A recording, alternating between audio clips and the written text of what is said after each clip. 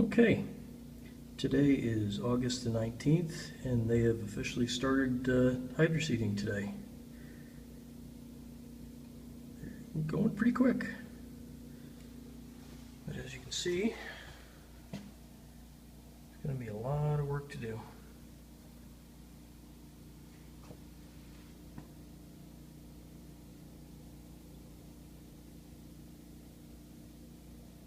But it's getting there. As you can see, everything's perfectly level. A couple of the other projects are getting a little closer to completion as well. You can see the front entryway has had some pretty dramatic changes. But other than that, that's about it for updates today. And the hydroseeding continues.